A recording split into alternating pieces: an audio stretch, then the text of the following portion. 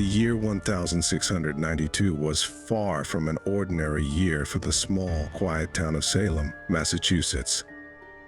Located on the eastern coast of America, this town was a closed community where religious beliefs and social norms were strictly enforced. However, this year marked the beginning of events that would leave an indelible mark on Salem's history and make the town known worldwide. This tragic process, known as the Salem Witch Trials, represents a dark period during which innocent people were accused and tried for witchcraft, and fear and paranoia reigned. Everything began in the house of a pastor named Samuel Parris. Parris's 9-year-old daughter Betty and his 11-year-old niece Abigail Williams suddenly started exhibiting unexplained, strange behaviors. They were screaming, writhing in odd ways, and talking to invisible entities. These behaviors quickly horrified the townspeople, and rumors that these young girls were under the influence of demonic forces spread rapidly. Considering the religious and social structure of that time, such abnormal behaviors were immediately attributed to supernatural forces. The horrific events experienced by the Parris family led to great panic in the town. The Puritan community, which had migrated from Europe to America, adhered to strict religious rules and rigid social norms. This society believed that the devil and his power to lead people astray were constantly active. The teachings of the Bible shaped every aspect of their lives, and they believed that any deviation would be punished by God. Therefore, the strange behaviors of the young girls were immediately attributed to witchcraft, and a witch hunt began. The town's leaders and doctors gathered to make sense of Betty and Abigail's condition. Unable to find a medical explanation, the doctors suggested that it was the result of malicious witchcraft. The young girls were encouraged to accuse the individuals responsible for these effects, and the first to be accused were a slave named Tituba from Barbados, a homeless beggar named Sarah Good, and an elderly woman named Sarah Osborne. These three women lived on the fringes of society, were vulnerable, and were easy targets.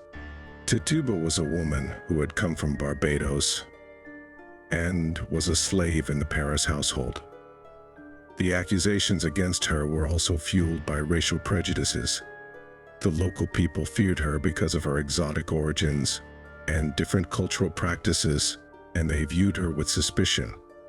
Sarah Good was a beggar from the lowest class of society, already despised by the majority of the community. Sarah Osborne was elderly, sick, and isolated from society. These three women were seen as the weakest links in society, and their accusations of witchcraft were readily accepted. The investigations and trials that began following the accusations soon spiraled out of control. Under intense pressure, Tituba confessed to the charges and revealed more names. This confession ignited the witch hunt in Salem, sowing deep fear and distrust among the townspeople. People began to suspect that their neighbors, friends, and even family members might be collaborating with evil forces. The witch hunt disrupted the entire social fabric of the town, turning people against each other. During this process, social and economic tensions also contributed to the hysteria. Salem was a town that survived on agriculture and trade, and there was constant friction between wealthy landowners and poor farmers. These economic tensions paved the way for an increase in witchcraft accusations. The wealthy began accusing their poor neighbors to expand their land holdings. These accusations were driven not only by religious and moral fears, but also by a desire for economic gain. The courts became places where fear and hysteria ruled, rather than justice. The accused were often tried and convicted without concrete evidence.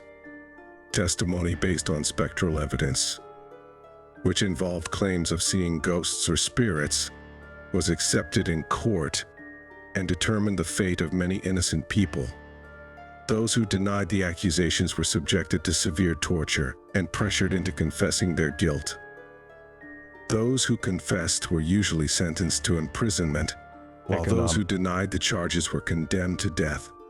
Spectral evidence was one of the most controversial and terrifying forms of evidence used in the courts. Such evidence was based on claims that the ghosts or spirits of the accused appeared in other people's dreams or visions. Under normal circumstances, such claims would be considered illogical and unfounded. However, in the Salem Witch Trials, this kind of evidence was taken very seriously. The judges, believing that such evidence was a direct influence of the devil, convicted the accused.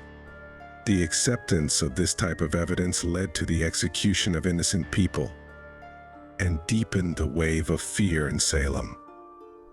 During this period, the targets of the accusations were not only marginalized members of society, but also respectable and prominent individuals. Even a respected elderly woman like Rebecca Nurse was accused of witchcraft and sentenced to death. Nurse belonged to one of the most respected families in the town and had lived her entire life in piety and virtue. However, even this did not protect her from witchcraft accusations. The absurdity and arbitrariness of the accusations further deepened the chaos in the town.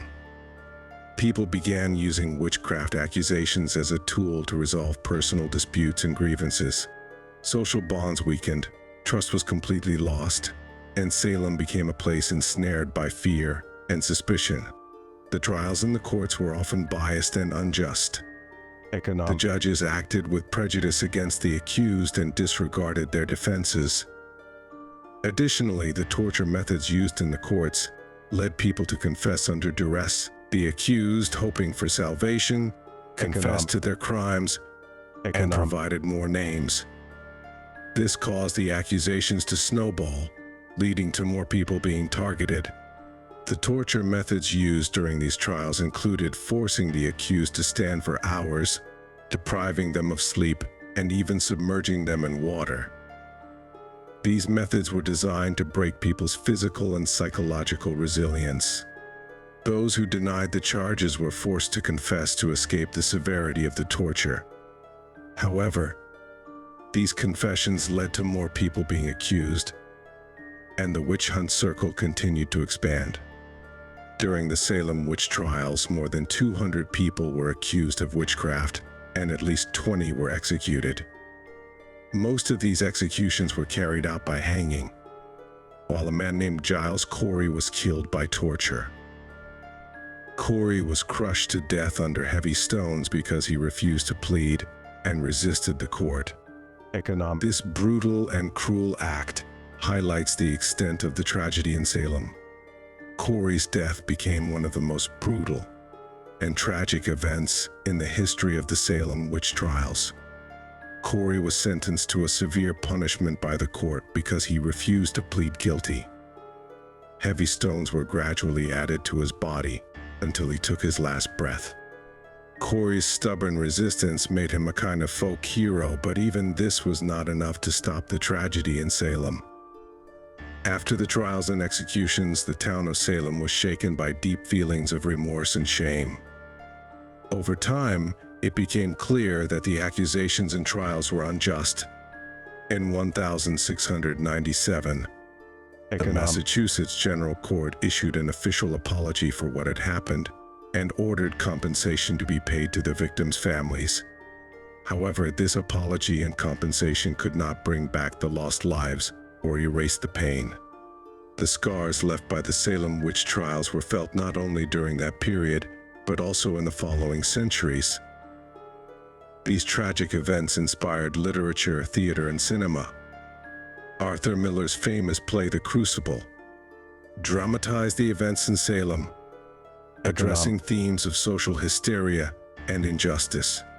Even today, Salem remains a place that attracts tourists, and this dark past continues to be a part of the town's identity. For the local people, the events in Salem became a deep source of trauma. Among those executed were innocent people, respected members of society, and ordinary farmers. However, over time, this dark past became part of Salem's identity.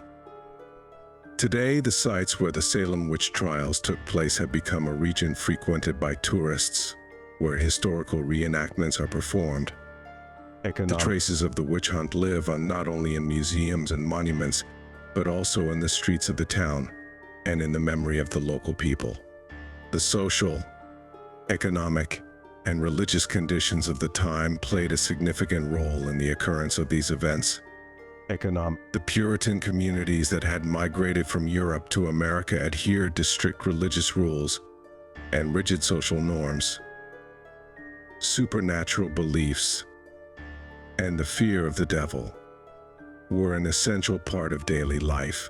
Additionally, challenges such as epidemic diseases, famine, and conflicts with the native population increased people's stress and anxiety levels, which laid the groundwork for the spread of accusations and hysteria. The Salem Witch Trials have been studied and interpreted from various perspectives throughout history.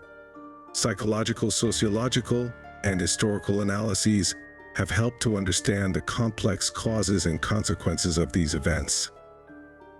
Fear, ignorance, mistrust, and the pursuit of power were identified as the driving forces behind this tragedy.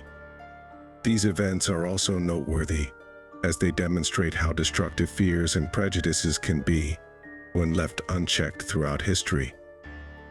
Today, the story of the Salem Witch Trials represents a dark and complex chapter in history. Like many similar events in human history, what happened shows the extent of the damage that fear and paranoia can cause when left unchecked. The once peaceful and tranquil town of Salem is now remembered for this tragedy, and this story continues to serve as an important reminder of humanity's past.